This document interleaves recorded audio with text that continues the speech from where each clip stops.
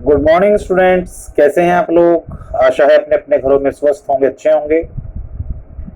प्यारे बच्चों, आज जिस टॉपिक को लेकर हम अपनी चर्चा करने वाले हैं वह एक बड़ा ही महत्वपूर्ण विषय है। और वास्तव में ऐसा नहीं है कि वो विषय हिंदी का है।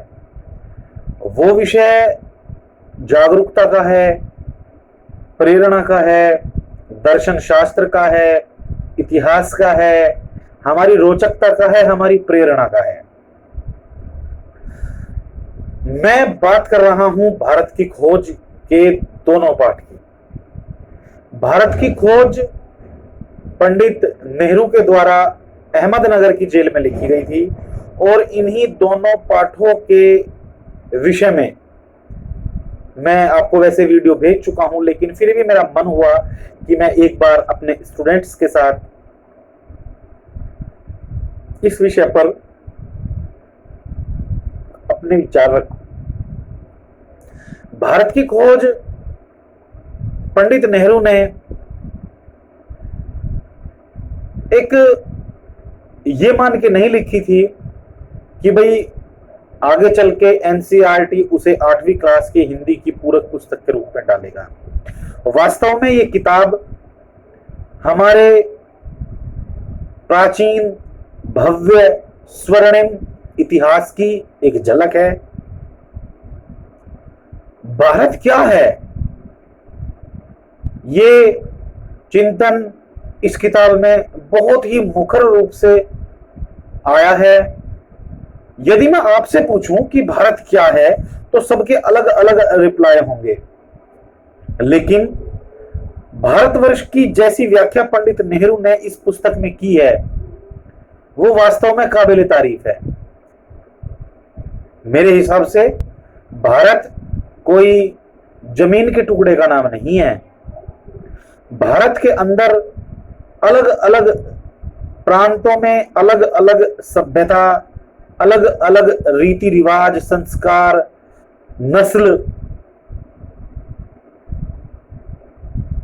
के लोग रहते हैं। और वास्तव में जो भारत की खोज है ये हमें जोड़ती है उन महापुरुषों से जिन्होंने भारत की माटी में जन्म लेकर और अनेक ऐसे बड़े बड़े कार्य किए जिसके लिए भारत सदैव उनका ऋणी रहेगा। बच्चों, कहने को तो जो रेगिस्तान में है राजस्थान का इलाका और जो सियाचिन में भारत का है ग्लेशियर का इलाका, ये दोनों भारत के हिस्से हैं। तो क्या इनमें विविधता मानी जाए? इधर गुजरात में और इसके इधर उड़ीसा में दो अलग अलग छोर हैं, अटक से कटक तक। तो क्या इनमें विविधता मानी जाए? क्या वो भारत नहीं है या वो भारत नहीं है? भारत तो दोनों ही है। तो मैं जहां तक समझता हूं, जहां तक मेरा अनुमान है, और इस विषय में प्रत्येक व्यक्ति की, प्रत्येक आदमी की राय बिल्कुल अलग होगी। जो भारत है ये अपने आप में एक विचारधारा का नाम है, संस्कृति का नाम है, एक सोच है। नेहरू जी लिखते हैं कि जब उन्होंने तक्षशिला का भ्रमण किया तो वो अपने आप को ऐसा इमेज करते हैं, ऐसी कल्पना करते हैं कि मानो वो एक भव्य टीले पर खड़े हैं और बहुत सारे भारत के अलग अलग हिस्सों से आकर पढ़ने वाले विद्यार्थी उनके चारों ओर हैं। उनकी आत्मा उस दृश्य के साथ एकाकार हो उठती है। उस पल को वो स्वयं जीते हैं। और ये एक बड़ी बात है। जब तक हमें स्व अनुभूति नहीं होगी तब तक हम नहीं उस चीज को महसूस करके लिख सकते। फिर एक प्रश्न आता है कि संस्कृति क्या है? संस्कृति बनती है संस्कार से। इस बात पे प्रश्न उठ सकता है कि संस्कार क्या है? संस्कार है एक जाति है। मैं आपको आसान शब्दों में समझाने का प्रयास करता हूं। कोई जाति है और उस जाति के कुछ गुण हैं। मान लो वनवासी लोग हैं और वो शिकार करते हैं। फिर जब वो शिकार करते हैं तो उनके आने वाले बच्चे भी शिकार करते हैं, उनकी कई पीढ़ियां शिकार करती हैं। तो जब ये पीढ़ी दर पीढ़ी काम होता चला आता है तो ये उनकी खून में रच बस जाता है।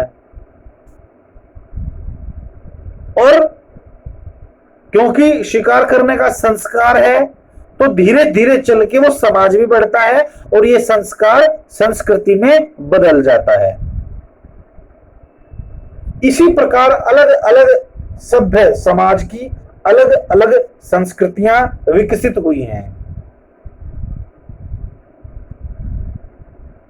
बहुत से ऐसे समाज हैं जहां पूजा पाठ धर्म जप त्याग यज्ञ हवन आदि की प्रभुत्ता है। एक समाज ऐसा है जहां कृषि खेती इनकी प्रभुत्ता है।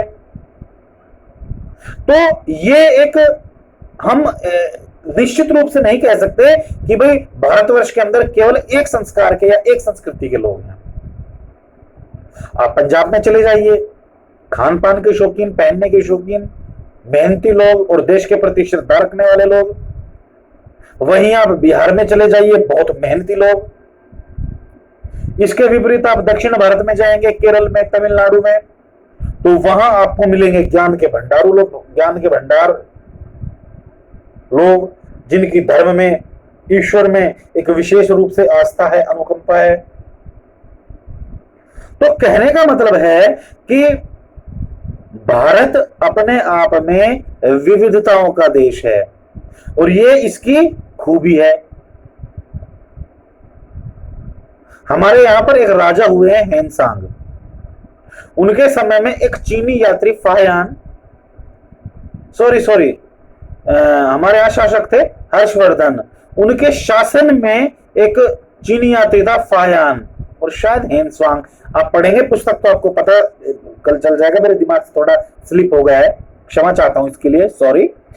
वो यात्री आया था और उसने भारत की सभ्यता का, संस्कृति का, तहजीब का इतना सुंदर वर्णन अपनी पुस्तक में किया। और भी देशों से अलग अलग लोग अलग अलग समय पर यहां आते रहे हैं घूमने के लिए।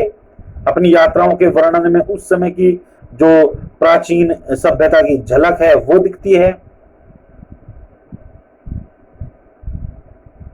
और सबसे बड़ी बात, भारत ने विश्व को क्या दिया? अगर इस विषय पर बोलना पड़ जाए तो कई दिन कई घंटे लगातार बोला जा सकता है। लेकिन मुख्य रूप से इस विश्व को, सृष्टि को भारत के दो प्रमुख महाकाव्य रहे हैं जो दिए हैं, रामायण और महाभारत। दुनिया का ऐसा कोई ज्ञान नहीं जो इन दो ग्रंथों में न मिलता हो। और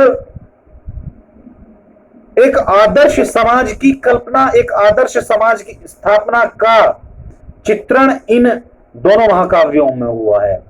जिस राम राज्य की कल्पना महात्मा गांधी ने की थी वो राम राज्य इन्हीं पुस्तकों से लिया गया है। आज हम जिस बड़े बड़े ज्ञान की बातें करते हैं वो चरक ऋषि, the father of the surgery,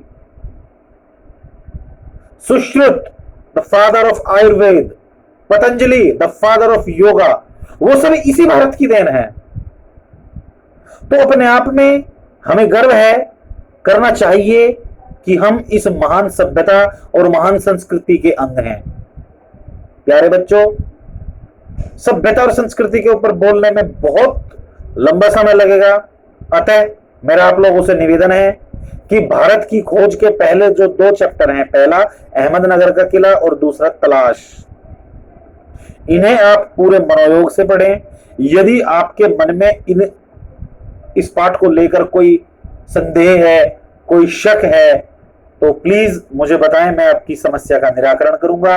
तब तक के लिए घर पे रहें, सुरक्षित रहें और बहुत बहुत आपको शुभकामनाएं।